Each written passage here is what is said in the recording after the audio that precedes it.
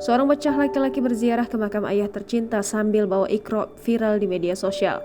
Dari video yang beredar, bocah laki-laki itu terlihat menatap penuh menghadap atas langit sambil membawa buku Iqra-nya. Lewat unggahan akun Instagram @lambegosip, terlihat anak laki-laki duduk di samping makam ayahnya. Bocah tersebut tampak begitu khusyuk mengaji membacakan ayat suci dalam Iqra yang dibawanya.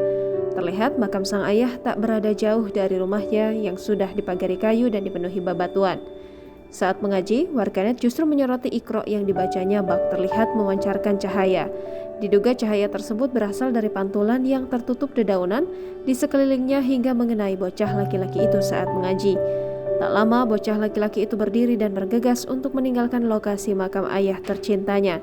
Kehilangan yang teramat dalam dirasakan oleh bocah tersebut membuat banyak warganet ikut merasakan pilu. Di usianya yang masih kecil, sang putra pun harus kehilangan sosok seorang ayah. Melihat aksi sang anak kecil yang terlihat tegar atas kepergian sang ayah, tak sedikit yang lantas berdoa agar kelak di usia dewasa nanti, sang putra mampu menjadi sosok yang mandiri dan cerdas.